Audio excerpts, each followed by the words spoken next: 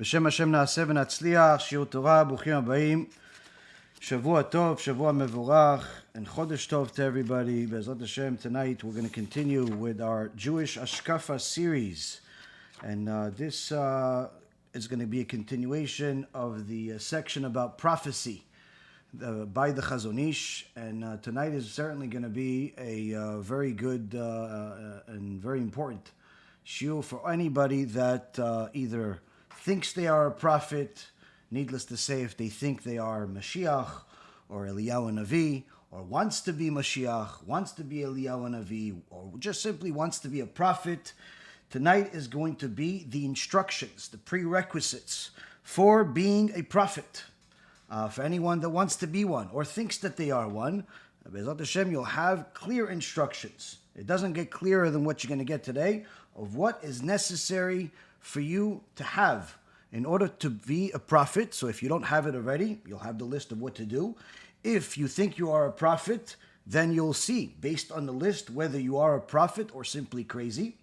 And BeEzrat HaShem, we will see exactly where we stand. Tonight's shiur is going to be for the refuah shlema and hatzlacha rabba for Rabbeinu v'morenu, Rav Ephraim ben Shulamit, Rabbanit Sarah bat Anat, Rabbanit Levana bat Sarah, Avi Mori, David ben Esriya, Imi Morati Doris bat Jora, Sarah bat Levana, Ovadia ben Levana, Yosef ben Levana, and all of Am Yisrael, and all the righteous Noahides that continue to support and help us with everything that the organization is doing. And anyone that wants to support and help us could certainly do it in a couple of different ways. Either you could donate on the website, beezrathashem.org or bhtorah.org, or you could continue simply watching and sharing our lectures, or even more so, you can do what some of the tzaddikim have been doing in Israel, in Lakewood, and Los Angeles, and a bunch of other places, where you can take some time and order yourself some of our books for free. The books, the USBs, the cards, all of these wonderful books by Rabbi Ephraim, by myself, by Rav Sharvit. We have all these wonderful books, USBs, that you can distribute in your community, like you saw in the recent videos that we posted on the website. In order to do that, you can get yourself a few boxes for free. We even pay for the shipping if you're in the US or you're in Canada, by going to kiruvstore.org, kiruvstore.org, K-I-R-U-V, store.org, and you can get yourself several boxes. Anybody that orders by tonight, probably by around 1 or 2 o'clock in the morning tonight, should be able to get their boxes by the end of the week, BeEzrat HaShem. Also, we started a new thing that for people that want to get some of our merch for free. Anyone that joins our WhatsApp page, not a WhatsApp group only, but WhatsApp page, should join the groups, because we'll be posting once a day a link for you to get a free hat, a free BeEzrat HaShem hat. People love it. Baruch Hashem, a bunch of people got free ones over the last week or so, and we're going to be giving out a bunch more over these next few weeks. And also, any of you that join the paid subscribers on YouTube, there's a paid subscription possibility in order for you to help us and support, and also get some free merchandise. If you get one of the ones that are, I think it's $50 or $250, and then there's one that's $500. Whichever one it is, you could also get free merch. And for those of you that have signed up over the last several days and want to get some of the free merchandise as a result of the subscription, just simply send me an email or send us an email to info@beezrathashem.org. And when we reply to all of the emails, so if you didn't get a reply, just check your spam box, because many times the emails go over there. Okay, with all of that being said, BeEzrat HaShem na'aseh v'natzliach, we're going to go into this series. We're going to dig deeper into the world of prophecy. I get emails, text messages, voice notes, all types of messages, literally every single week, from people that are certain that they are a MaShiach, or at the very least a prophet. And what better way to confirm that other than by looking at the Torah itself? and seeing if you fit the description, not by the stories, but a list of prerequisites that Chachmenu Zichronam Livracha, our sages, may their memory be a blessing, gave us. And this is actually the section that we got into in the Jewish Hashkafa series by the Chazon Ish, the 6th chapter, which is really coming to a close. We'll be finished with this series probably the next month or less, BeEzrat HaShem, and then starting something new for anyone that's interested in sponsoring the next series. But either way, the chapter about prophecy tells us a whole lot. First and foremost, it's going to tell us whether we are prophets. You think you're a prophet? You think you're a prophet? Everybody thinks they're a prophet today just because they watch some shiur Torah, or they read a book, or they have some voices they hear in their head. Fine, no problem. You know, it's easy to call you crazy. It's easy to call you insane. But it's important also to verify. Maybe you are a prophet. Maybe you are MaShiach, and we're just waiting for you, like the crazy guy from India that's not even Jewish, Sammy. He thinks he's Mashiach. He swears he's Mashiach. He doesn't even know Hebrew, needless to say, he doesn't even know Torah, but he swears that he's Mashiach, where he keeps telling people, why don't you, the Sanhedrin, call me? Why don't you guys call me to pick me up? Never knew that the Mashiach needs a ride. But nonetheless, with all the crazies aside, we need to know, is Mashiach here now? Everybody says Mashiach now. We need to know, are you Mashiach? And you're just simply not aware of it. The Chazon Ish, and with the help of the Rambam, we have clear instructions, once and for all, what it takes to be a prophet. And BeEzrat HaShem, we will know this and we will use this. But the other thing that we learn from this chapter by the Chazon Ish is that you see that the Chazon Ish is speaking to us in a different way than he did in the first 5 chapters. Where in the first 5 chapters, you saw that he's literally rewiring our brains to start thinking correctly, to start seeing the world correctly. He's giving us a lot of information week after week, month after month, in order for us to have the right ideology, in order for us to kick out all of the wrong thoughts, all of the craziness that unfortunately the world feeds us. And it's important for us to go through all of that, but even more so, once you get here, once you've watched the first 130 or so lectures, and you've gotten to this point, now you're seeing a different version of the Chazon Ish, where here, he's talking to you from his heart. Of course, it's full of knowledge, but the way that he specifies certain things, that he words certain things, you're seeing that the Chazon Ish is speaking to you from a different perspective. And here you see Ruach HaKodesh come to life. Why Ruach HaKodesh? Ruach HaKodesh is divine inspiration. Because when somebody speaks to you from a place of intellect, then in essence what they're showing you is what they know, and they're giving you that information in order for you to know it as well, in order for you to acquire knowledge. But when someone is speaking to you from the heart, that means that whatever information that they're giving you, they're living it. They're living this information. This is their reality. So here we see that the way that the Chazon Ish is speaking to us here is he's literally living these feelings, where he's telling you about the truth of the secret of the world, and having Hashem's presence fill the entire world, and the reality of Hashem and it stems in the very existence of the world, and how he thinks about him at all times. And as he said in the previous parts of the Sefer, where I don't have anything that's worse suffering than going against the will of Hashem, and I don't have anything that's as pleasing as doing the will of Hashem. Here the Chazon Ish is literally talking to you about his desires, where he's at in his life, what his emotional, intellectual, spiritual status is all at once, where he has gotten to the point of desiring the will of Hashem.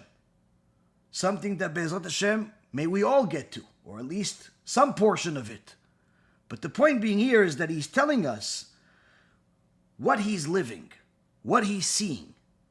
And of course, while the average person out there may want to be a prophet or be someone that is a great sage and a great leader because they think that their opinion is so valuable, here we'll see the Chazon Ish really giving us Da'at Torah of what it entails. What does it really mean to be Mashiach? What does it really mean to be a prophet? What does it really mean? What do you need to do? Now, in the third section of chapter 6, the Chazon Ish says as follows. Adam, the first human being to be created, was a perfect human being, as perfect as a human being can be. And he heard HaShem telling him what to do in regards to all of his actions by way of his prophetic powers. So here already, we see that he's repeating again, like many sages do, the whole history of where everything began, but he's dressing up everything that we just said with an enormous amount of importance. First and foremost, when people think about Adam HaRishon, they can't get away from the fact that Adam HaRishon sinned. They always think about, oh, he sinned, and it seems like a simple sin, where God told him, don't eat from the tree of knowledge, and he did. It seems like almost like a foolish error, but that's minimizing something that's much greater than our mind could ever comprehend. As Zohar Kadosh says that Adam HaRishon came to Rabbi Shimon Bar Yochai in his dream towards the end of days of Rabbi Shimon's life and told him that, yes, you're going to be coming to Gan Eden, but I need you to make one promise to me. You're not going to tell anyone what happened at Gan Eden. You're not going to tell anyone. You're not going to disclose it in your book. You're not going to tell anyone up here. I'm embarrassed of it.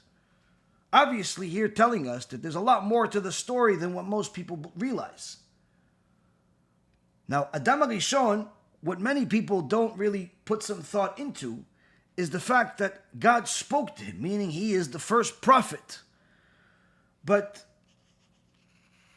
when a person really thinks about it, they think about it from a very, very simple perspective, which is that Adam HaRishon heard a voice. He heard a voice. Now, we obviously know that God does not have a body, the likeness of a body. He doesn't have an image, and you cannot attribute any type of physical characters to God. So what does it mean when it says in the Torah, God spoke, or God got angry, or there's a strong arm? Now, many of the heretics that we've exposed in the past years like to attribute physical characteristics to God, because humanizing God is the oldest heretical and idolatrous trick in the book. When you humanize God, you minimize God. When you minimize God, you no longer have to serve God the way that he says to serve him. But the truth be told is that when God says, I'm not a human being, I don't think like you, God doesn't say something and change his mind. Even Bilam the Rasha, who was also a prophet, knew this and said this in Parashat Balak. He's not a human that would change his mind. The point being is that when you look at the verses of what God says about himself, and then you see what people say about him, you see there's two different things. He keeps telling us that there's nothing physical about him, but yet there are words in the Torah that make it seem physical, such as the voice. When God spoke to Adam HaRishon, when God spoke to all of the prophets, Noach, Moshe Rabbeinu, Avraham, Yitzchak, Yaakov, Yeshua ben Nun, all of these extraordinary righteous people, and even the wicked Bilam, obviously they heard something. So how can you say he doesn't have a voice if they're hearing it? First and foremost, you have to understand that when it comes to the Torah, you cannot read things literally. You have to read things based on what the tradition is, based on what the Masoret is that we got at Mount Sinai, of how to understand every single thing. And when God says that he's not a person, he doesn't have any of these human attributes that we attribute to him, that automatically means that when it says that God spoke, that doesn't mean what we understand it to be. That when you understand speaking, you understand hearing a voice. Now, if it's regarding a human being, sure, that's a correct understanding. But if it's in regards to God, automatically you know that that's not it. So what is it? The simple explanation is that with every single prophet, God, in essence, created a new voice that only that prophet would hear. Sometimes that voice would be an inner voice. Sometimes that voice would be a different type of voice, like, for example, Moshe Rabbeinu. The Midrash says that Moshe Rabbeinu, when he first heard God speak to him during at the burning bush, it was with the voice of Amram, his father. He heard his father's voice, but he knew it's not his father. So God created a voice specifically for that prophet. And it's not a voice that anybody else, even if they were next to him, would be able to hear. Needless to say, it's not the same type of voice like you're hearing right now, where the decibels and all of the different things that are relevant to your hearing are relevant at all. This is a new creation altogether. Now, the first time this happened is with Adam Rishon. Because the purpose was to give Adam Rishon clear instructions of what to do in regards to all of his actions in life. The first being naming all of the creatures. And HaKadosh Baruch Hu brought every one of the creatures in front of Adam Rishon and had him name the creature. The bear, the horse, the cat, the mouse, the lion, and so on and so forth. Now, of course, God does not need help with anything. But just like when he said to the angels, let us create man in our image, it's not because there is multiple gods, chas v'shalom, nor is it because God needed the assurance of the angels or permission of the angels, but rather in order to teach us what's called derech eretz, good manners, mannerisms. He showed us that he even gives respect to his servants. He said, let us create man in our image, meaning ones that know the difference between right and wrong, and obviously other things that we've discussed in previous lectures. The same concept here. God created man, and he wanted him to be a partner in creation. So he said, okay, I created the world, and I have all of these creatures. These are all for your sake. All of these animals, all of these creatures, they're all for your sake, to help you serve me. So you use the wisdom that I've given you, which was extraordinary wisdom, prophetic wisdom, which is not the same thing as high IQ or intellect, which we'll discuss tonight. Use this prophetic wisdom in order to look into the essence of every one of these creatures and thereby name it. So the horse was named the horse. In Hebrew it's sus, because the horse sas la milchama, he runs even into battle. The dog was called kelev because he's all heart, kulo lev. He's all heart, he's loyal to his owner, and so on and so forth. Each one of the biblical names that was given to the creatures was given by Adam Rishon as a result of this prophetic knowledge that God gave him. Now his son Cain, says the Chazon Ish, he too, even though he had stained his hands with blood of his murdered brother, still did not lose the refinement of his soul, enabling him to listen to the heavenly voice.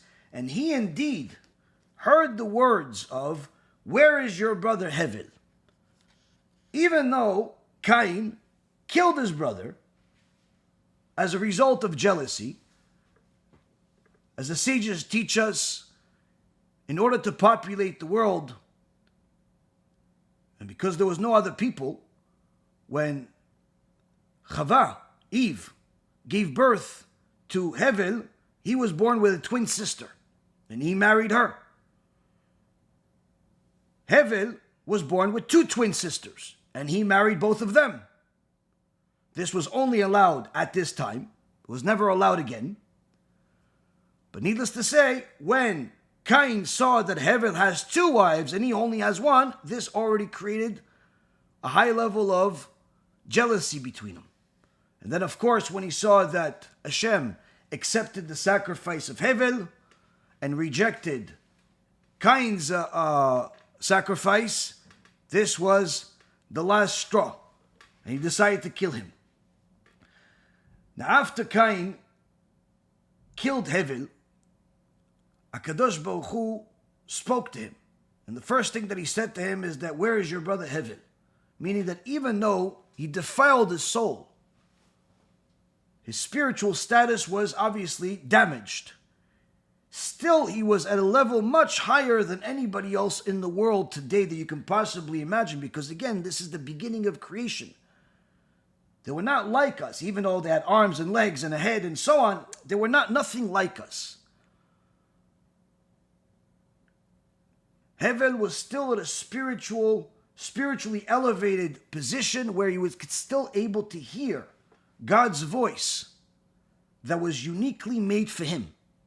Now, if somebody else was sitting next to him, they wouldn't be able to hear God's voice.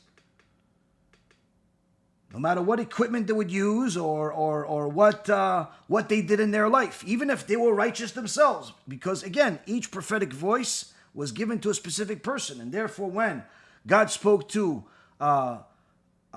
Miriam and Aaron, after they misspoke against Moshe Rabbeinu, Hashem spoke to both of them and to Moshe Rabbeinu, all at the same time, each with a unique voice particularly to them. When it came to Miriam, she heard a specific type of voice uniquely made for her. Aaron heard something uniquely made for him.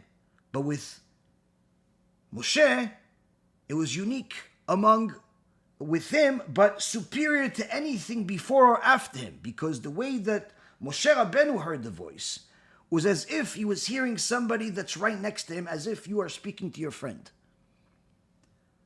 See here, Rabotai Yekarim, we see that Cain had heard God's voice, and God gave him a choice, which we'll actually speak further about in the series on Tuesday, about the war of Amalek. But Cain had a choice where God told him, if you do tshuva, good. You can fix the spiritual damage that you've made. But if not, lapetach chatat ovetz.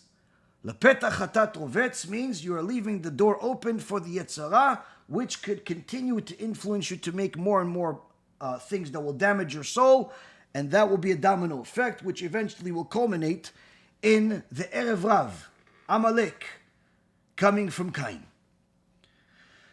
Now, what does it really mean to be a prophet? If somebody today wants to be a prophet, somebody wants to even understand what prophecy is, the Chazon Ish has told us, and as many things over the last couple of years we've been doing this series, and has intentionally put this particular chapter as the last chapter in the book, even though unfortunately he didn't finish the book. The book was remained unfinished, with only 3 sections in this 6th chapter, which you'll see by the time we get to the end that it's unfinished. But nonetheless, he specifically put this part in the end. And the reason why is because everything that we've talked about in the first 5 chapters is a prerequisite for everything in the 6th chapter to even be relevant. Because as the Gemara says in Masechet Brachot, page 43b, anyone that walks straight up, like the people that walk around with their chest sticking out, or, with their head high, full of pride, full of arrogance, is in essence kicking out or pushing away the Shekhinah. Because as the prophet Isaiah says in chapter 6, verse number 3, Milo kol haaretz kvodo, that the whole world is full of his honor. Whose honor? God's honor. And therefore, when somebody walks around with their head high, with full of pride, they're in essence saying that, yeah, but my honor is also important. My honor is important. I'm also very good at this, and I'm very good at that, and I'm the best at this, and I'm the best at that.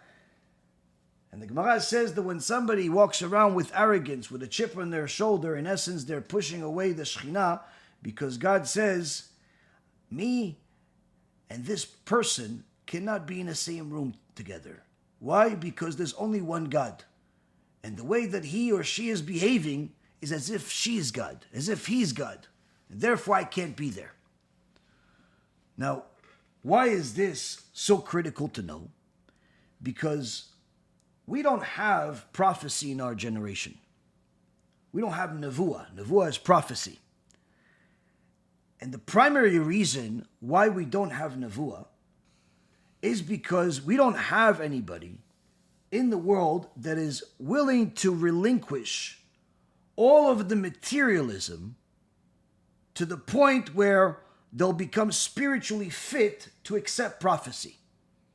Now, most people are saying, well, what do you mean? I hear things, or my friend hears things, or this guy on the internet says he hears things. So, that's clearly wrong. I disagree. Like people say, listen, I like everything you do, but I respectfully disagree. As if you're disagreeing with me. Everything that I say is from the sources. It's from the Torah itself. But needless to say, people like to disagree. Why? Because their heart tells them otherwise. Their heart tells them otherwise. And they want to believe in all types of mumbo-jumbo. Just like, unfortunately, there are many people that believe that a God can become a human, and you could believe in Christianity and somehow think that that is monotheism, that you believe that God became parts, and that's somehow still a one God, or that God can become a human being, and that's somehow still, somehow it's not idolatry. I'm not really sure how anyone rationalized this is, but anyone that I've met that's come from Christianity, that has put some thought into their own belief system, eventually left it. And the reason why is because when you look at the verses in the Torah and then you compare it to what the New Testament says, you clearly see that this cannot be in any way, shape, or form truth. This cannot be the Word of God. The New Testament can never be the Word of God. Why? Because it contradicts everything that God himself said. So God does not contradict himself. God does not change his mind. God is not a human, as there are clear verses in the Torah that say so. And of course, you could try to change things and say, no, but it's not really this, and it's not really that, and he died for us, and he lived for us, and some prostitute found him, and all types of mumbo-jumbo. Just like God made it clear at Mount Sinai that he is God, the one and only God that ever was, will be, or is. And he made it clear for the entire world to see. If he ever wanted anything to be different, he would have done at the very least the same type of an event. Not some crazy event where a prostitute has to be the person that you have to rely on in order to say that somebody came back from the dead, as if that means anything. The Gemara is full of stories of people coming back from the dead. Not a single one of them said that they're God. The point being here is that people like to believe things based on emotions. But you can't follow things purely based on emotions. So therefore, when I said that the Chazon Ish is speaking to you with a lot of emotions in this chapter, it's not because he's not giving you the actual truth of the knowledge of the Torah itself, but rather you're seeing that he's so connected to this subject that he's speaking to you with a complete heart as he's living it. He's not just knowledgeable of it, he's living this truth. And one of the things that's required in order for a person to have nevuah is to become a vessel. To become a vessel for the truth of God by relinquishing all connection to materialism.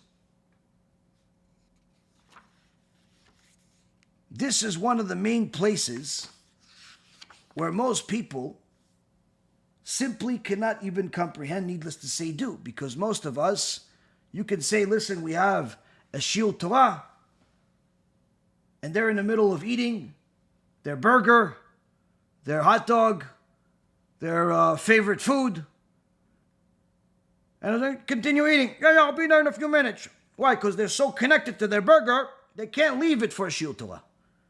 I'll be there in a few minutes. They can't even leave their burger just for the sake of listening to shiur Torah. You want them to be a vessel to listen to say the words of God. You tell a person, listen, why don't you do something to publicize more Torah? Yeah, but listen, I'm trying to save up to get a new car. They can't even disconnect from their materialism in order to publicize the word of Hashem. You want them to be a vessel to publicize the word of Hashem? So one of the things that we're missing in the world, even though we have, Baruch Hashem, we have tzaddikim in the world, we have righteous people in the world, still, the level of that the prophets got to was different than what we know as anything remotely close to what normal is, according to our definition of what normal is. Now, first, a person needs to know that there is the spiritual status of a person. That's the soul, that's the neshama. There's obviously the body, the material part of the body. Now, I heard this fantastic explanation by Rav Meir Eliyahu Sheikhye of how do you put these two things together. When Hashem created man, when Hashem created every one of us, you have two complete opposites. How do they work? Just like, for example, the fire and water are two complete opposites. Fire and water are two complete opposites, but HaKadosh Baruch Hu combined the two of them in order to make the heavens, in order to make the sky. That's a combination of fire and water. So, even though things are opposites, they're not necessarily always something that cannot make something new. Needless to say, they're not necessarily something that always repels each other. But there has to be some type of divine hand that would make some of them come together. So how could something like the soul, which is completely spiritual, come together with the body that is chomer, that's material? One is too spiritual, like fire, but even more so. You can't hold fire. You can't contain fire. All you can do is get burned by fire.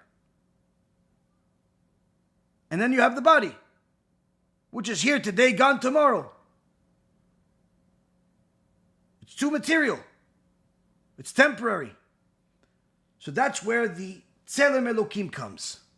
When everybody hears the famous verse where God created us in His image, B'Tzelem Elokim, that word Tzelem is in essence a third vehicle. A vehicle that HaKadosh Baruch Hu instilled into each and every single one of us, that is going to be able to first take the soul, the neshama of the person, and put it into this, let's just call it, garment, in order to make the soul lower and be able to be combined with the body. The body that is too physical, too material, cannot contain something so spiritual like the soul. It would destroy it. Just like if you put your hand into a fire, it will destroy the hand. So in order for it to be able to contain this extraordinary soul, it also had to be put into this Tzelem. And through this Tzelem, together you have Adam Rishon, together you have every one of us. Now, to elevate oneself, a person first and foremost needs to know that it's not enough for you to define good. As the Gemara many times discusses the will of God, and the Mishnah in Masechet Avot says that the ultimate way for you to get everything you want that's good for you is by first making the will of Hashem your will. When you make the will of Hashem your will, He will make your will into His will. Now, when a person starts to get pleasure from doing the will of Hashem, automatically this transforms their mindset, their perspective, their ideology, their activities, their life. But it's a process to get there. And the HaChaim HaKadosh says that if people would get to a point of tasting the pleasing taste of Torah, the metikut Torah, the true taste of the Torah, they would go so crazy over the Torah with excitement that they would run after it under all circumstances, making gold, silver, and anything material completely worthless in their eyes. Because the Torah has everything that's any good. The HaChaim elaborates on this even further. You can look at his commentary on the book of Deuteronomy, Sefer Dvarim, chapter 26, verse 11. But since we're so consumed with our day-to-day life, many times a person does not spend any time whatsoever on their spiritual status, if it's not something that is obligatory. And that's, again, I'm talking about religious people. I'm not talking about the non-religious people that obviously have abandoned their soul altogether or are looking to feed it through all types of strange idolatrous and witchcraft sources. They go to witchcraft, all types of tarot cards and Ouija boards, or all some types of idolatry in Asia. I'm not talking about those types of people. I'm talking about people that are already going to synagogue every day. She reads Tehillim every day. She's, she watches a shiur Torah. She dresses modest. I'm talking about religious people. I'm talking about people that are already in the right path and I've already gone through the first 5 chapters of this series. That's who I'm referring to. Because the people that are obviously not doing what's required, none of this is even relevant to them. Because to think that you're a prophet without following the Torah simply would make you no less insane than Bilam HaRasha, who thought that he's going to have the same death and same ending as Avraham, Yitzchak, and Yaakov. That's what he thought. He said, I want the same end. I want to act like Bilam, who's married to a donkey, but I want to have the same ending and honor as Avraham, Yitzchak, and Yaakov. Obviously, this is an insane person. But to think that you won't follow the Torah but somehow be a prophet, obviously, perhaps you should be instituted. Instead of going to the synagogue, you should go to a mental institution. But if you're following what the Torah says, and you're doing your best, you pray every day, you do chesed, you do good things. Still, a person that lives in this world, whether he likes it or not, has a predisposition that is constantly connected to materialism. He wakes up in the morning and he debates with himself, what's more important, going to pray or eating breakfast? Assuming he realizes that he's not allowed to eat until he prays and puts on tefillin, he says, okay, I'll wait until after I pray to eat. But now, he finished praying. He needs to eat. Now, if he is like most people, he starts putting thought into what is he going to eat. Am I going to have an omelet today? No, I had that yesterday. What if I have sunny side up with some potatoes? Yeah, and if she puts the seasoning on it and the potatoes, I like that. No, but it's kind of boring. Or what if I put some rice on it and maybe some onions? Yeah, that's good. Yeah, but then maybe it's going to be a little heavy. You know what? Maybe I should just have a bagel, egg, and cream cheese. Yeah, maybe we should get it from Steve's Bagel Shop. Yeah, he's got good cream cheese over there. I don't know what they make it out of. Maybe they make it out of some special cows or something. No, but then you know what? I don't know if I really want to have cream cheese.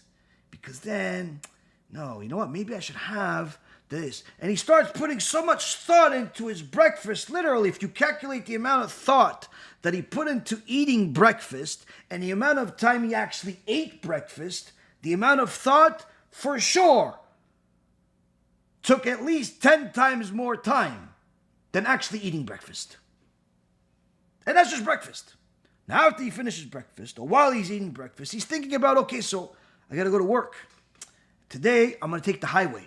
Why? Because the turnpike, yesterday I had traffic. So I'm going to go with the highway. I'm going to take 95. I'm going to make sure that if I go off of that one exit before I need to, that way I could beat traffic. That way, it's not this. And he starts thinking about all of the things that are happening in the world. And all of his mind is going into the traffic and where the car is going to be and where there's traffic and where there's less tolls and where there's more tolls and where there's a good road, where there's a bad road, and all types of other things. Now, once he gets into the car and he lets the navigation system tell him pretty much where to go, he listens to all types of things. He may listen to a shiur Torah. He may listen to sports. He may listen to the news. But many times while he's listening, usually he gets lost in his thoughts because he's thinking about the day ahead. And he's not thinking about necessarily all of the work always. He's thinking about the things he needs to do. Yeah, at some point, I got to go and pick up the laundry. And then, also, I got to get lunch. What am I going to eat for lunch today? Maybe I should ask Steve to come with me. Steve's good. He knows where to eat. He knows those good places I never heard of. Yeah, he likes to eat. Hey, you know what? I'm gonna ask Steve. You know what? He sent Steve a message at 8 o'clock in the morning, 7:30 in the morning. Steve, you want to do lunch together today? And he waits for the text, 5, 6, 7 minutes. And then he gets a check mark with a little emoji. Yes. All right, Steve's in. Maybe I should tell David also to come. David's kind of funny. It's good to have. And he starts thinking about breakfast with Steve or lunch with Steve, and then David's going to be the comic, and then this one and that one. And all he's thinking about is what's going to happen for lunch. It's still 8 o'clock in the morning, 7 o'clock in the morning. And then he looks up and he realizes he almost got off the wrong exit. And then he gets upset because there was a police officer off the highway. And there's so much going on, and everything is connected to the world he lives in. And he thinks about his laundry, and then he gets one of these messages on his phone that his phone bill is due, or the electric bill is due, and all types of things that are consuming his life. And once he gets to work, he looks, he sees, this one's good looking, that one's ugly, this one's fat, that one's skinny, this one's this, that one's that, and there's a bad smell outside, there's a good, all types of things, and he's constantly consumed with materialism everywhere. And we haven't even gone to lunch yet. Needless to say, once we get to dinner, before you know it, you don't have time to think about God. You don't have time to think about spirituality. You don't have time to think about yourself. You're just thinking about all the things you need to do that are constantly connecting you to the material world. So when you see all of what's happening in a person's life, and then you're going to hear the prerequisites to be a prophet, forget about whether you can or you can't do it, or you have it or you don't have it. The first and foremost that a person needs to have is a completely new priority list. And the top of that priority list, aside from obviously fulfilling the will of HaShem, doing all of the things that are absolute musts, is to lessen your connection to material. Lessen your connection to material. Meaning, you no longer eat because it tastes good, but rather because eating is necessary for survival. You no longer do things based on their material benefits, but rather you do things based on necessity. If it's not necessary, it simply doesn't even come to the thought process. So again, if a person is very materialistic, then automatically, before they even review the list, they have to start looking at things differently, from a different perspective. And that's not even to be a prophet. That's just to be someone that will have a fulfilling life. And that's why the Gemara in Masechet Sota, page 24, says, until a person prays that the words of Torah will enter him, he should pray that the pleasantries of the world do not enter him. Everything that I just said, and simply in a single sentence. Many people will come to the Bet Midrash, learn the Daf Yomi, will come to the shiur, listen to the shiur, will watch a shiur online, will listen to it in the car, all types of things. They're involved in Torah. They'll watch a clip, they'll watch a whole lecture, they'll read a book. But many times you see that the person has been watching, listening, reading for 4 or 5 years, 10 years. More or less, not much has changed though. In many people, not everybody, but many people, not much has changed. She still has Gehenom parties. even though she's been listening to shiur Torah for 10 years. She still invites her friends, family, and enemies to the house, to a coffee shop, to wherever it is, in order to have the Gehenom party. You know what the Gehenom party is, right? It's the party, it's where everybody gets together for coffee, for whatever it is, in order to talk about other people. And therefore, everyone that comes will go to Gehenom. That's what's called the Gehenom party. They invite each other over. So what'd you do this weekend? Oh, did you see them? You know they got divorced. Did you see them? You know they sold their house, but it's not because they're getting a bigger house. They're downsizing. I heard he got fired. Yeah, and she's not doing too well herself. I think she doesn't feel good. She doesn't look healthy to me. You see her? Her skin is a little bit, it's like see-through a little bit. Yeah, I don't think she feels good. And they start talking about people. And he is this, and he is that, and she is this, and she is that. And that's what they do with each other. When they say how you're doing, they don't really care about how you're doing. They're asking you, what kind of scoop do you have? Do you have any scoop about somebody in the neighborhood? About somebody within our circle? About somebody that we want to hear some juicy details about their life? The whole Gehenom party is full of details no one is allowed to speak of, needless to say, to hear. But she's been listening to shiur Torah for 10 years. So, just because you listen to Torah, just because you read a book, it doesn't necessarily automatically enforce all of those details into your life. Doesn't mean you're going to do it. And many times a person could literally listen to Torah, read books, but do everything the opposite. Or enough things that are the opposite that they might as well be secular, atheist, because at the very least they'll have an excuse. They were completely clueless, like a donkey. But that's why many times people don't necessarily feel or taste that sweetness of Torah that the HaChaim HaKadosh was talking about.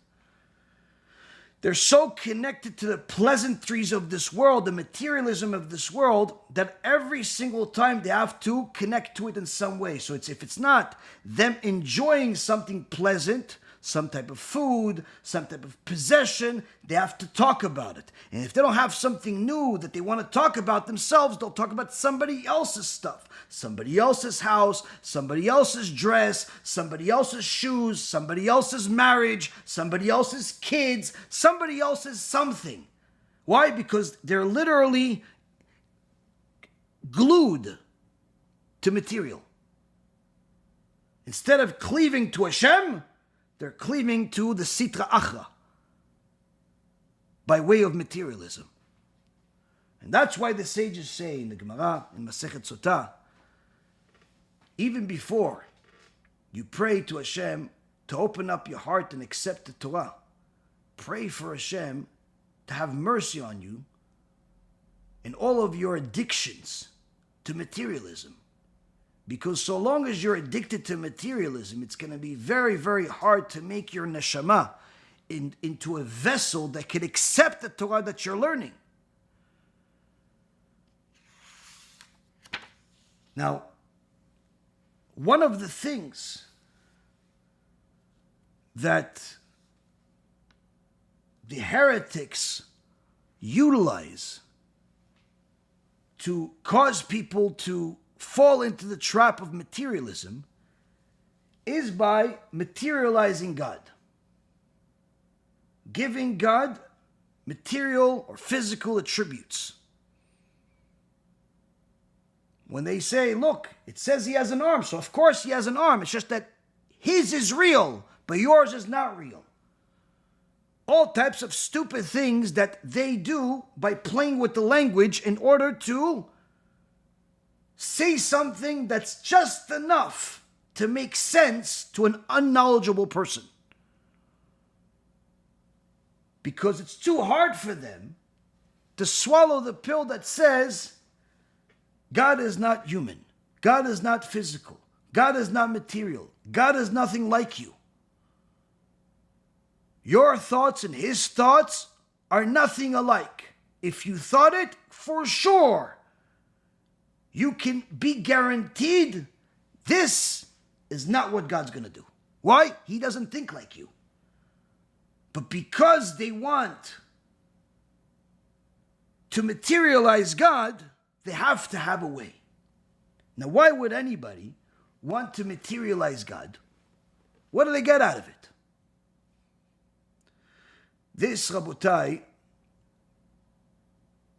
is the underlying goal of all people that materialize God, is that by materializing Him, you limit Him.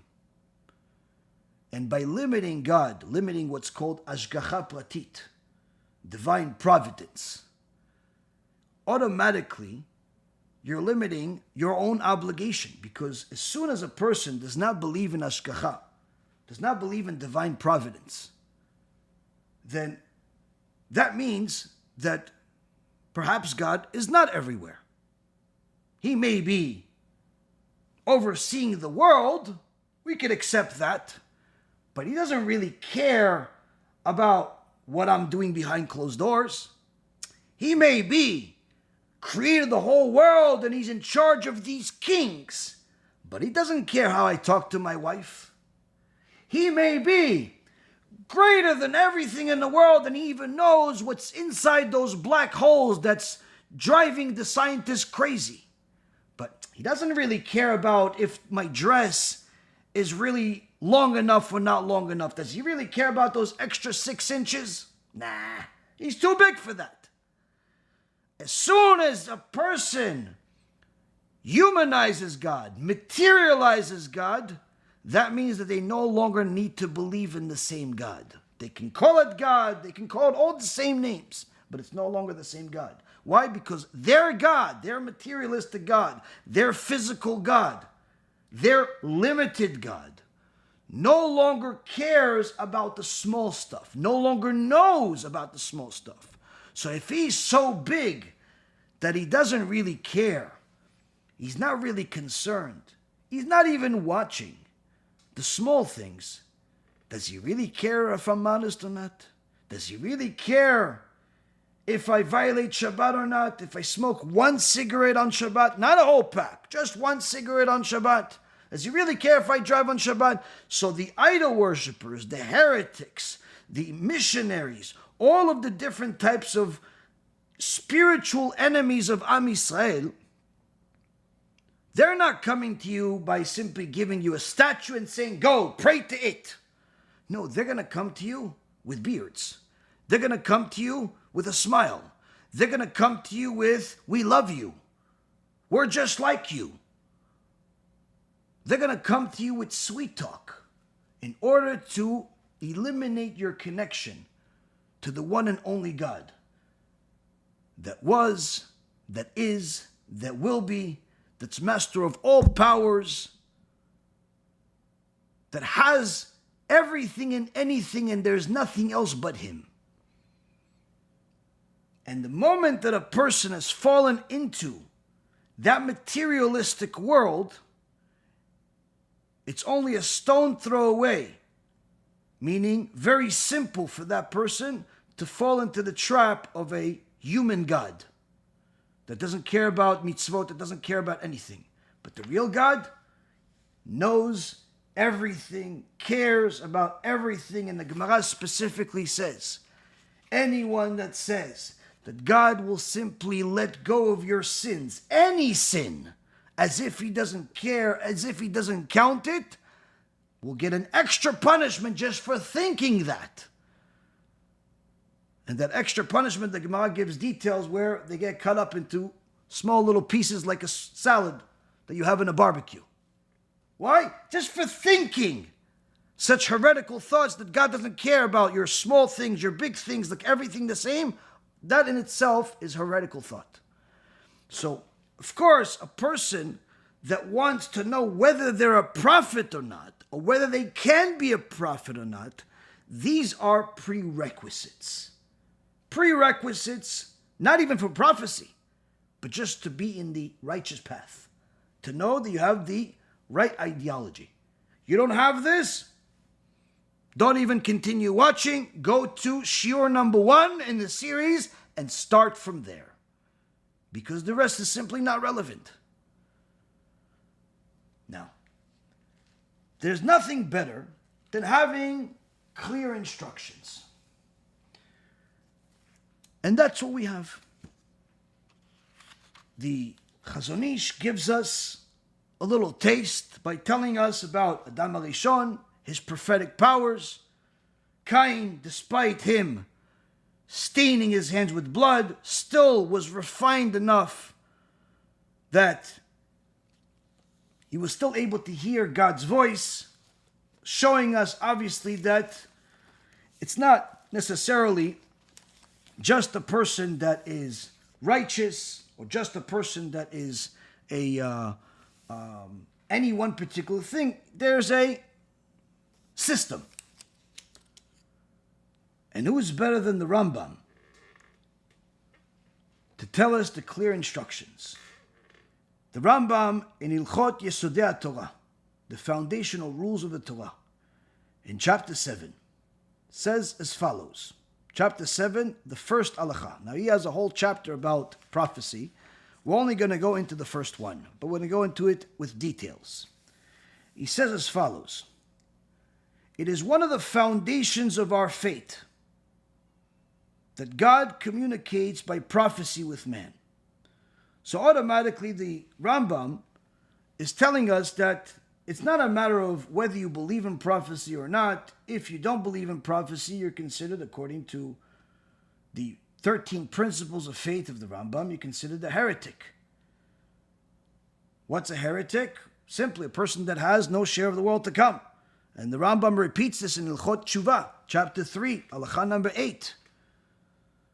That includes in the category of heretics, or people that have no share of the world to come, anyone that says that prophecy does not exist and knowledge is not communicated from the Creator to the heart of man.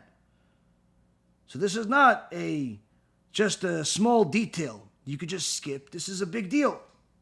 Now when it comes to thinking people are MaShiach and things like that, you already see from the beginning that the Gdolei Ador, the ones that the giants, sages of the generations, thought about things very differently than you see in the world today.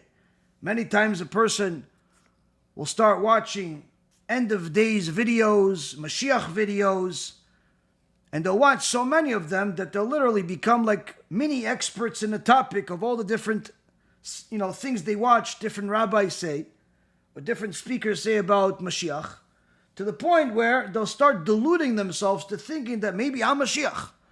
Maybe I'm the one that's going to help everybody. So you know what? They should choose me. I would be a good Mashiach. And everybody starts deluding themselves to thinking that they're Mashiach. Why? Because they figure, listen, the world needs somebody to help them.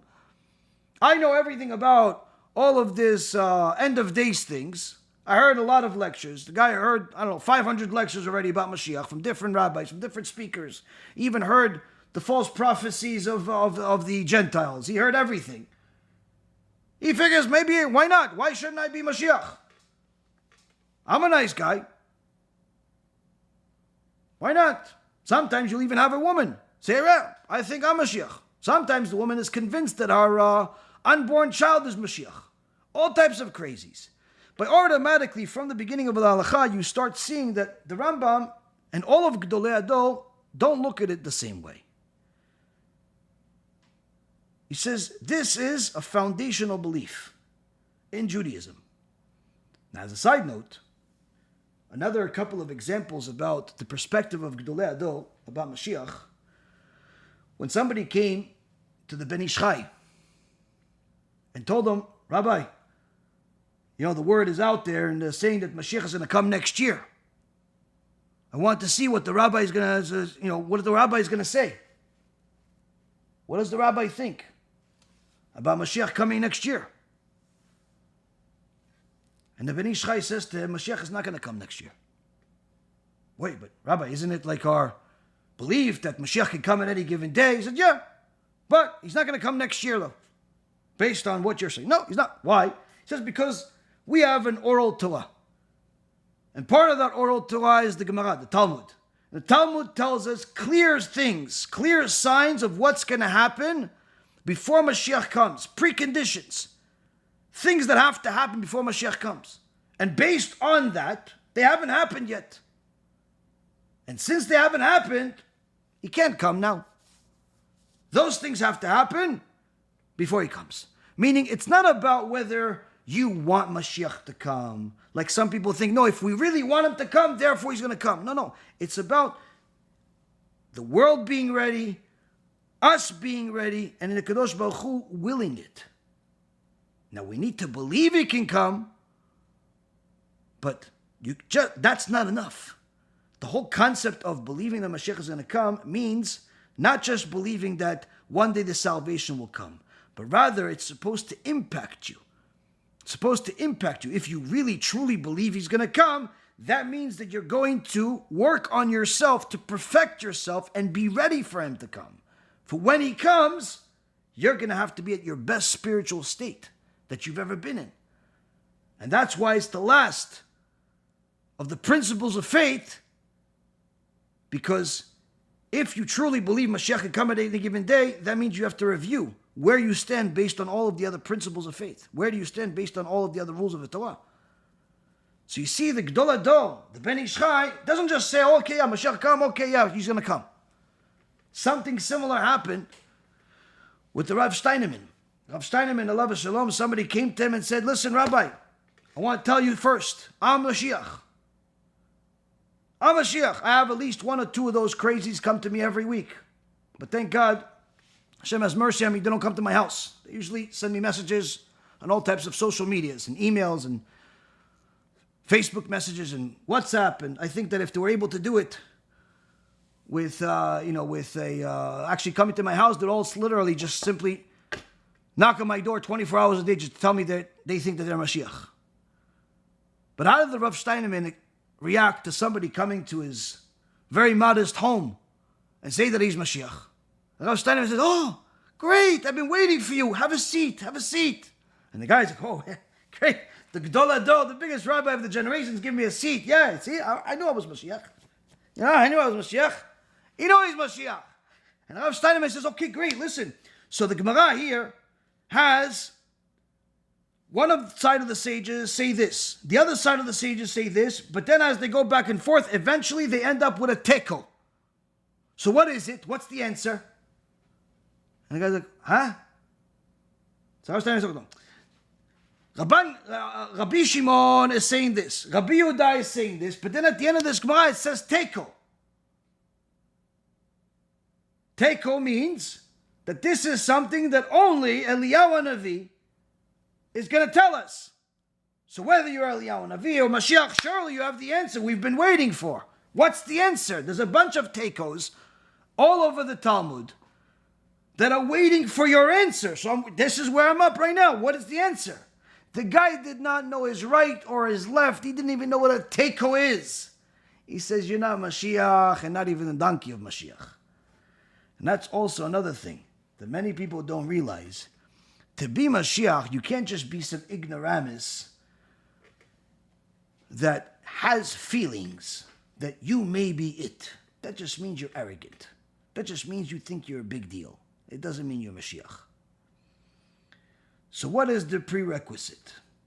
The Rambam writes, prophecies bestowed only upon a very wise sage of strong character, who is never overcome by his natural inclination in any regard.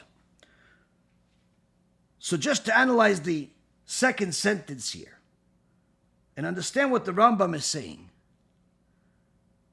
Here the Rambam is telling us he has to be a very wise sage. What does it mean, a very wise sage?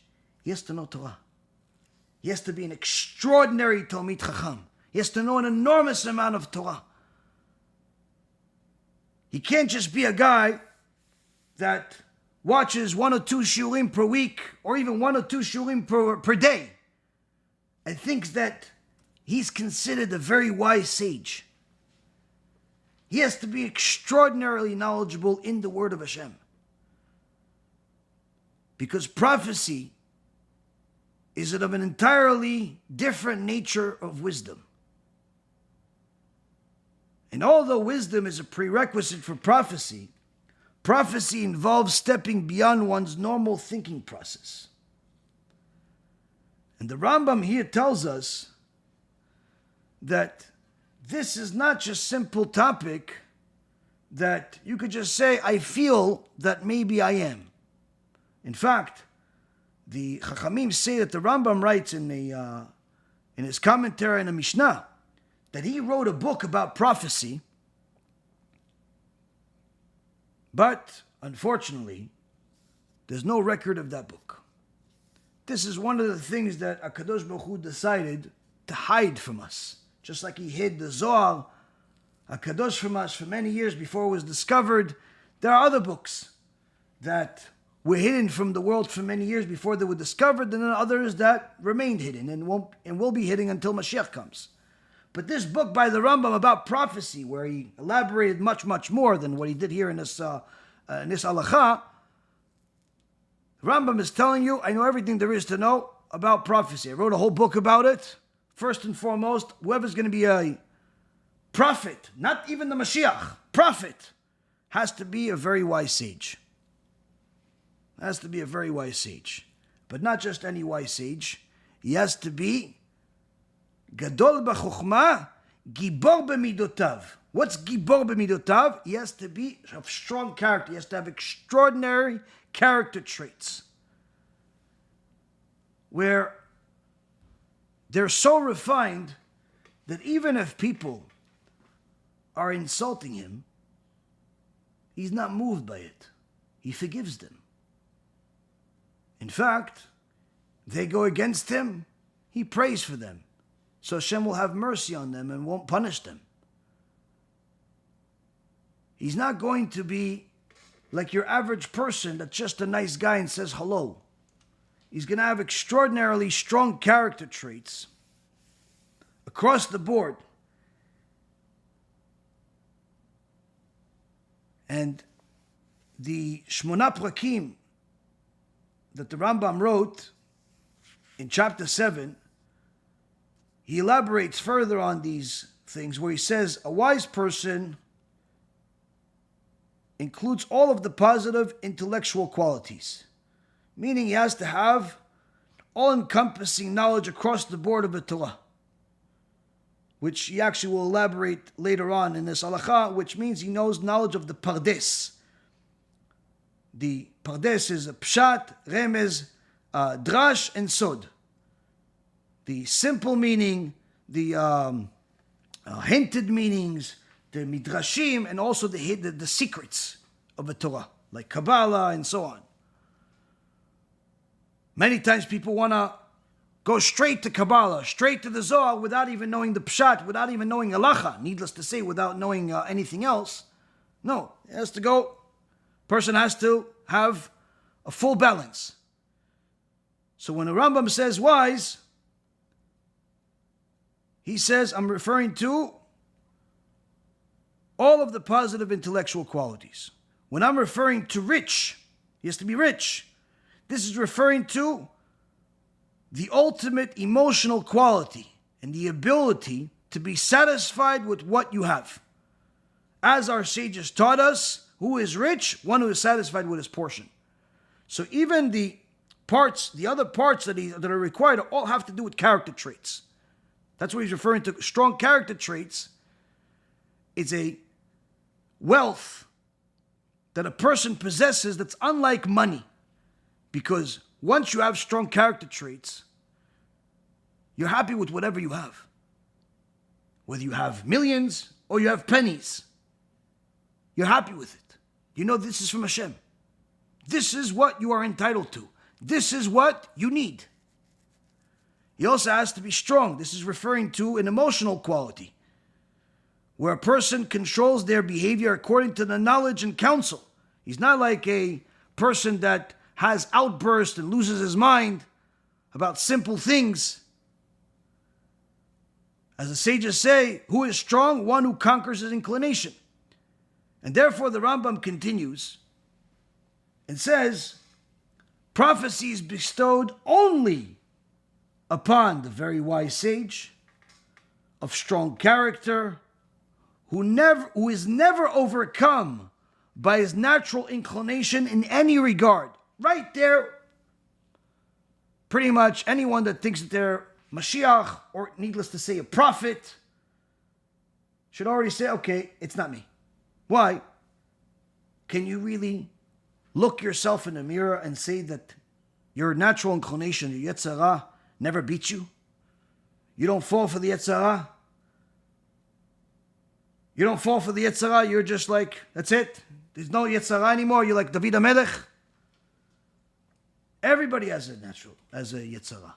Everybody falls for their evil inclination. And I'm not talking about the people that are literally working for the Satan, where wasting seed, immorality, stealing, all of those things have unfortunately become a standard in their life. I'm not talking about that. I'm talking about people even that are religious, people that are trying to serve Hashem to the best of their ability. They're kind, they're generous, they're dedicated, they're good. But still, to say that you're never overcome by your inclinations, that's already saying that anger is no longer relevant to you. Stinginess, don't even know what it means anymore. All the arrogance, it's only relevant to bad people, has nothing to do with you. Obviously, a person has to be realistic, because the Rambam is giving us instructions. It's only upon a very wise sage of strong character who is never overcome by his natural inclinations in any regard. Instead, with his mind, he overcomes his natural inclinations at all times. Meaning, it's not that he doesn't have these inclinations, but rather he overcomes them. It's not that a person that doesn't have anger. He has anger, but he overcomes it. It's not that he doesn't have stinginess. He has stinginess, but he overcomes it. Just like the Midrash says a story about a king that heard about Moshe Rabbeinu.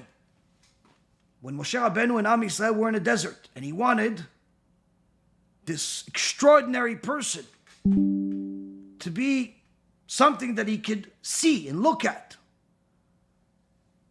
So he had his best artists go and find this Moshe Rabbeinu in the desert and paint a picture of him. And these artists went to the desert. It wasn't hard to find Am Yisrael, first of all. It was millions and millions of people. Two, there's a bunch of miracles all over the place, especially the fact that there is 7 clouds surrounding them. They're floating. It's not so hard to find. And even more so, it's because Hashem wanted them to find him. So they go to the desert, they find him. They each paint Moshe Rabbeinu. They come back to the castle. Each shows the paintings. They all look the same, similar, different skills and so on. And then he gives these paintings to the experts that he has in his kingdom that know how to read a face. Because he heard a lot of wonderful things about Moshe Rabbeinu. How he's the humblest man of all. He's just an amazing person. So he heard this and he wanted to know if these face experts were really lying to him, if they knew or not. So he didn't tell him who it was. He told him, tell me what you know about this person. What can you read about his face? And these so-called scholars that were experts at reading faces all said, this person is a murderer. He's bad. He has a lot of anger. He has this, he has that. All negative character traits. After they finished, he said, I'm either going to kill you or I'm going to kill the artists, because one of you is lying to me. No, Your Highness, we're telling you the truth. That's what we see. He has anger. And then he looks at the artist. He goes, oh, so you didn't really go see him in the desert. You just decided to just draw anything, huh? He goes, no, Your Highness, we went. It's a big camp. There's clouds. Please, Your Highness, you can go see it yourself. Somebody here is lying to me. I said, no, we're not lying to you. He says, you know what? In order to know who's lying here, I'm going to go myself. And he went himself. Of course, with his whole different soldiers that he went to the desert. He saw Moshe Rabbeinu and he saw that he really does look exactly like the pictures that his artist made. And then he asked, my master Moshe, please tell me, how is it that my face experts told me that you have character traits of a murderer, of an angry person, of all of this that they read on your face. But I see you. You're so humble and so giving and so amazing. How could it be? Moshe Rabbeinu says to him, they're not lying to you. They're not lying to you. Because the way that I was born with anger. I was born with rage. I was born to kill. But I serve HaKadosh Baruch Hu, and I wanted to perfect myself, to overcome my bad character traits. And that's what I did day after day, year after year. For 80 years, Moshe Rabbeinu worked on himself, perfected himself, eventually making himself the ultimate vessel for prophecy. One of the big tests that Moshe Rabbeinu had to pass was a test much bigger than Yosef HaTzadik. Yosef HaTzadik had a test not to fall with Eshet Potiphar, the wife of Potiphar.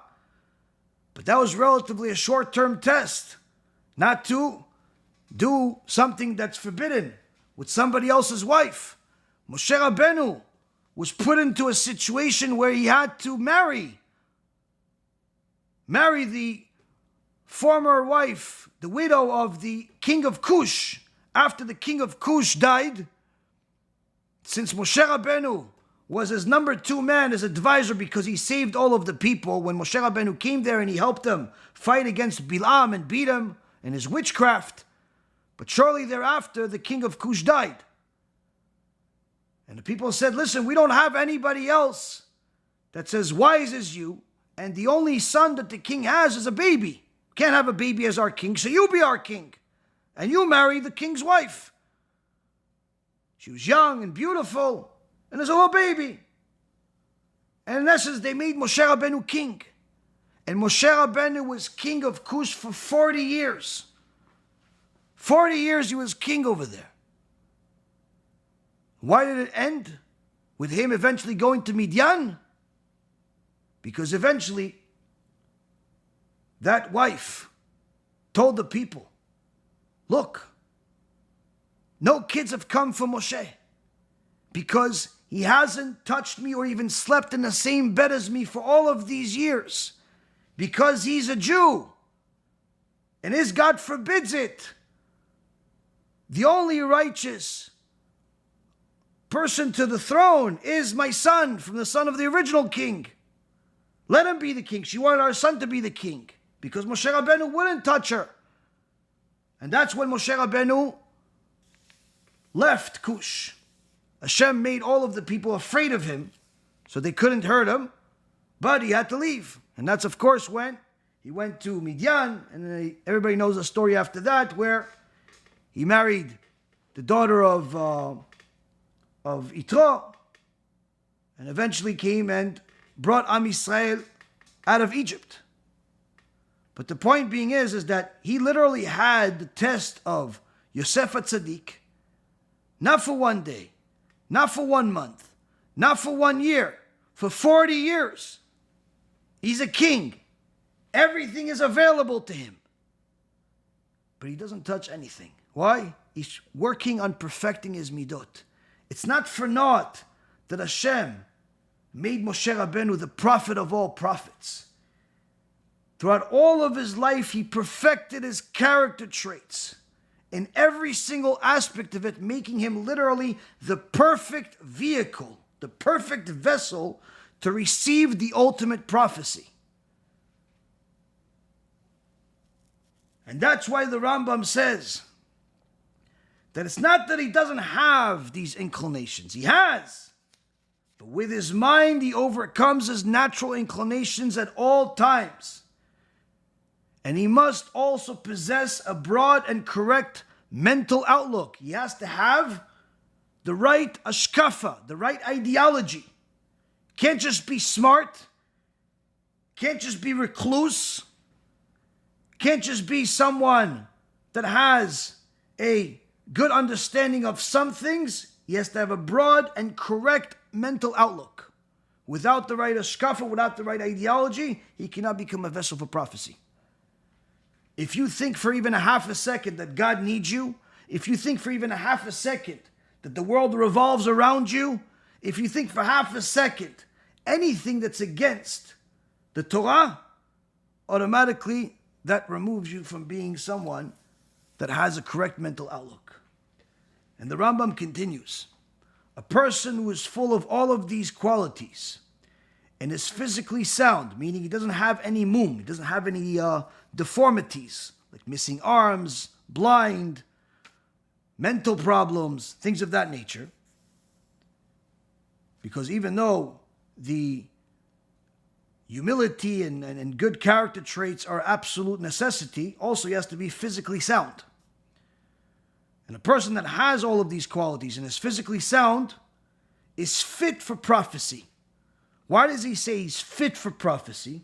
Because even though a person is fit for prophecy, it doesn't necessarily mean that he'll have prophecy. But then further, when he enters the Pardes, like I mentioned before, Pardes is Pshat, Remez, Drash, Sod. 4 different parts of the Torah. Different ways of understanding the same exact Torah. It's not different books. It's the same exact thing, 4 different understandings of it. Levels or layers. There's the simple understanding, the hinted meanings of everything, the midrash, which is the behind the scenes, if you will, and also the secret, like the mystical or supernatural or simply secret types of parts of the Torah, such as the Zohar, or Kabbalah books, things of that nature. When he enters the Pardes and is drawn into these great and sublime concepts, if he possesses a correct outlook to comprehend and grasp them, he will become holy. So again, we've reached another step. Can't just be somebody that watches shiur Torah. Can't just be somebody that learns here and there. Has to be somebody that enters the Pardes, comprehends it, and has the correct outlook of it, and is able to sanctify himself as a result of it. What does it mean to sanctify himself, to become holy? To separate himself from the material world. He will then advance and separate himself from the masses who proceed in the darkness of the time. He must continue and diligently train himself not to have any thoughts whatsoever about fruitless things or the vanities and intrigues of the times. So here the Rambam is also telling us another food for thought that is required for prophecy. Remove this idea that you can become a prophet overnight. Like one day you woke up and God decided that you're a prophet. As the Rambam tells you, he has to train himself. Why? Because prophecy is not acquired in a short period of time. It's only acquired through a continued, diligent effort. And even though in the Torah, when you met Moshe Rabbeinu, you first heard he's a baby, then he was a prophet, that's not how real life worked. It's just that God did not put every single detail of everything that happened in the written Torah. That's part of what the oral Torah is there for. To give us all of the other parts, which is the drash, and the sod, and the remez. So there's more parts of the Torah that tell us what happened between the time of him running away from Egypt at 20 years old to the time that he came back to Egypt at 80 years old. That's 60 years. A lot of stuff can happen in 60 years. Part of what happened was that 40 years that I mentioned to you. 20 years was in Midian. Out of the 20 years in Midian, 10 years he was in prison. All of this was part of his servitude of Hashem. Overcoming tests. Overcoming tests. And when a person continues diligently and training himself to ultimately remove all thoughts whatsoever about fruitless things or the vanities and intrigues of the times, meaning all worldly secular matters. if you're still watching the news, if you're worried about what the talking heads are saying on Fox or CNN or HBO or Netflix or whatever other channels there are on TV or the internet, remove the thought from your mind if you want to go in the right path. But needless to say, if you think that you're a prophet or even fit to be a prophet, it cannot be. Why? What your eyes are watching and therefore the windows of your soul receiving makes it impossible for you to be a fit vessel. You have to separate from materialism. Then the Rambam goes further, and this is still the first halacha of prophecy. This is not MaShiach. This is not Moshe Rabbeinu. This is just simply to be a simple prophet. Instead, his mind should constantly be directed upward, bound beneath God's throne of glory, striving to comprehend the holy and the pure forms, and gazing at the wisdom of the Holy One, blessed be He, in its entirety, in its manifold manifestations, from the most elevated spiritual form until the navel of the earth, appreciating His greatness from them. Here already, you're going into a completely different thought process, a completely different level of thought process that is required for a person to get to before they even become someone that's fit to be a prophet. Their thought process is no longer one of normalcy, is no longer one of what the average person even thinks about. They have to literally see a Kadosh Baruch Hu in everything and see how a Kadosh Baruch Hu manifests in everything. How, literally, and od milvado, there's nothing else but Him. And you have to literally look at every different part of creation, whether the ones that you see or the ones that you don't see, the ones that's happened, the ones that's happened, or the one that's happening. Everything and anything you have to constantly connect to HaKadosh Baruch Hu. You have to start thinking about all of its creations. It's an elevated thought where a person has to get to a point of starting to think about the holy chayot. The chayot, there are different types of angels that HaKadosh Baruch Hu has. One of them is called chayot. This is discussed by the Rambam also in chapter 2 of Ilchot Yesodei Torah. And here a person starts to see that the mindset of the prophet is very, very different than the junk that people usually have.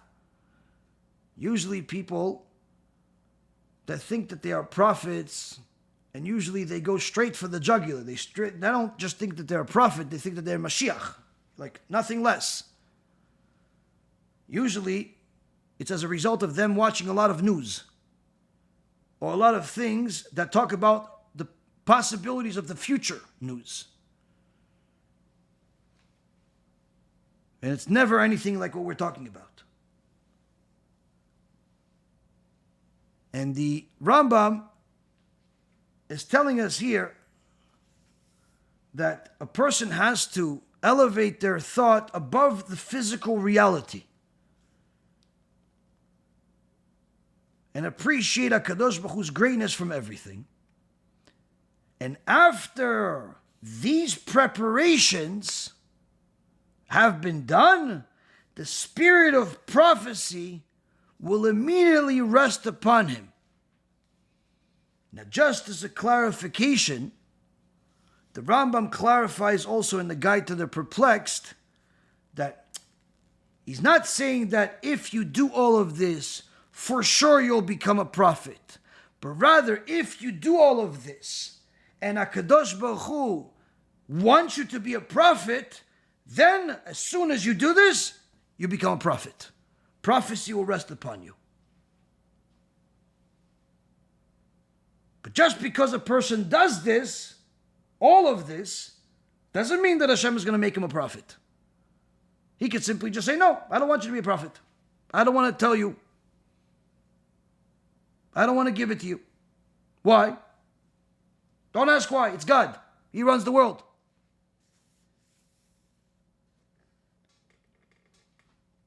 And therefore the Rambam completes this and says, when the Spirit rests upon him, his soul becomes intermingled with the angels called Ishim.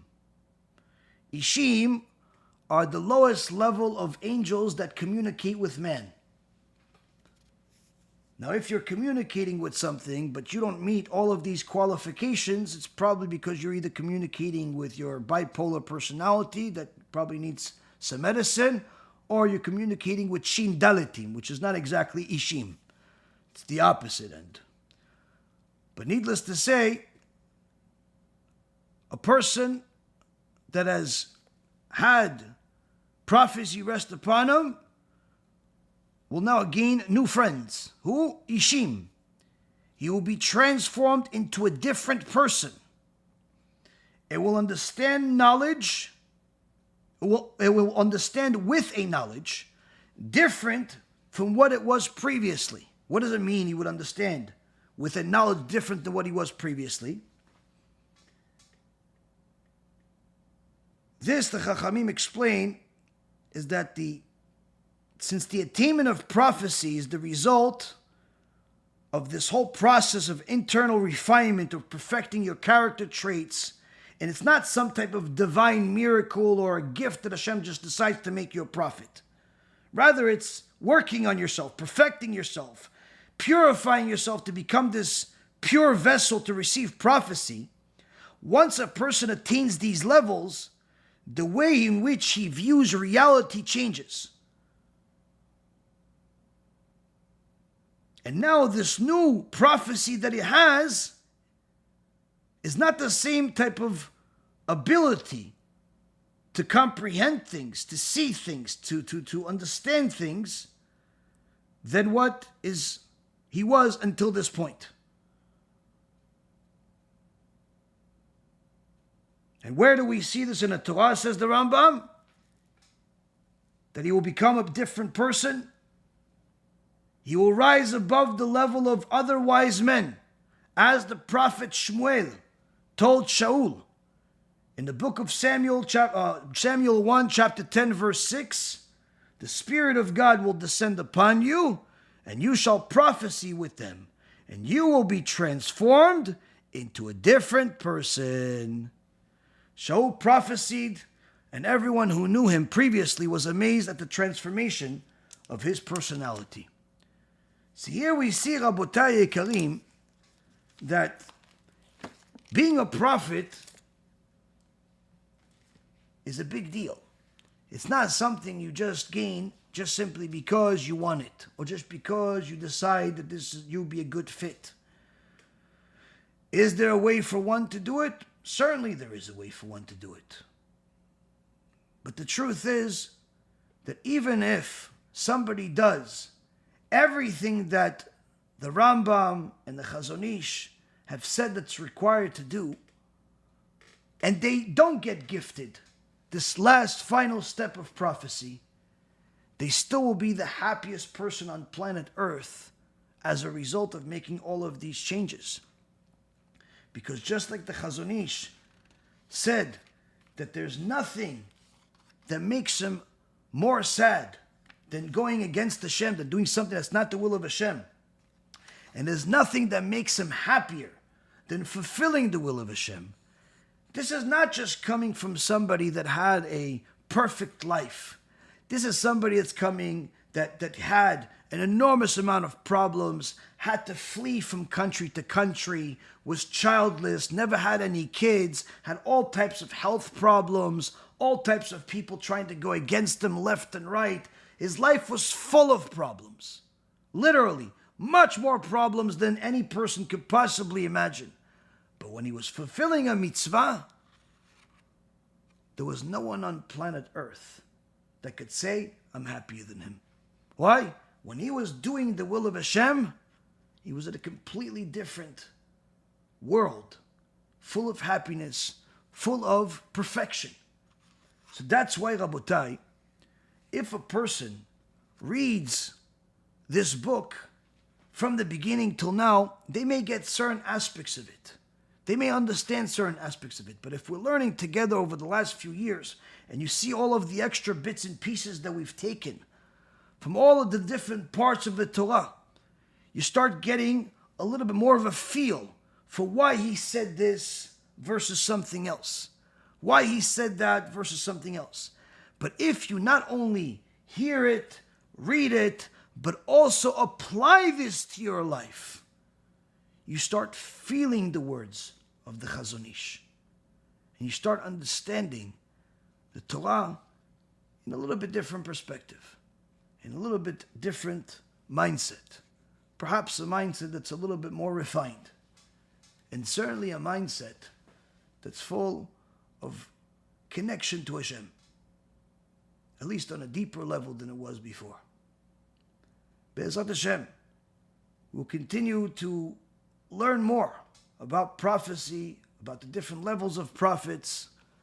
Next week, BeEzrat HaShem, or actually in 2 weeks from now, because I don't think we're going to have a shiur for this series next week. But either way, now we've learned the prerequisites to prophecy. Next, we're going to learn different levels of prophecy. Because even if one already knows they're not a prophet, and they're not going to be a prophet, or at least that's not in the to-do list. Certainly, there's a lot to learn from them, and from what's required from them, and what they can do. Because first, a person may not be able to do everything that a prophet does, but every one of us can pick something and say, you know what?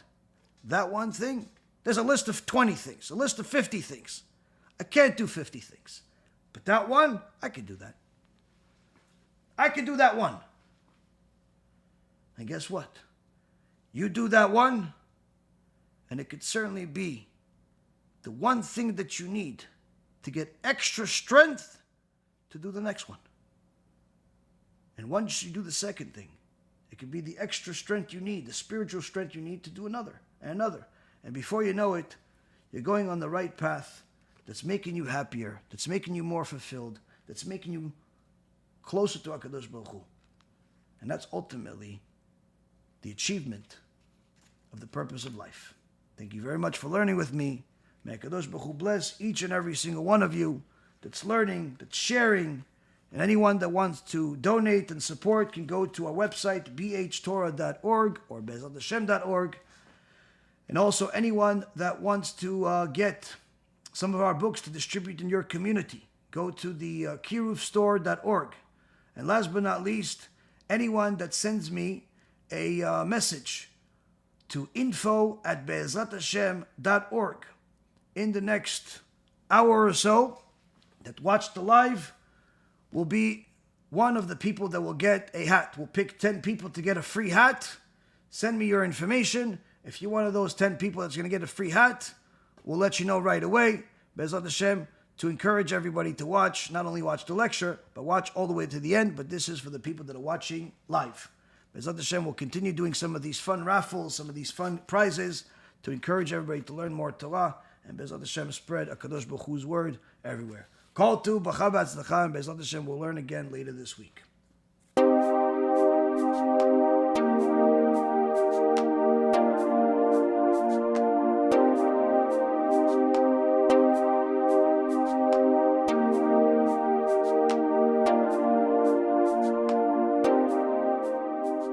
אני מברך את הרבנים, הרב ירון ראובן, הרב אפרים כחלון, ראשי ארגון בעזרת השם, שהלכו בפי עליון, שעלו מעלה מעלה, יהיה להם ברכה והצלחה, הקדוש ברוך הוא ימלא בישועות ליבם לטובה ולברכה, שבכל מה שיפנו ישכילו ויצליחו, יזכרו לעשות כאלה וכאלה, הודיעו תורה לאדירה, אמן ואמן.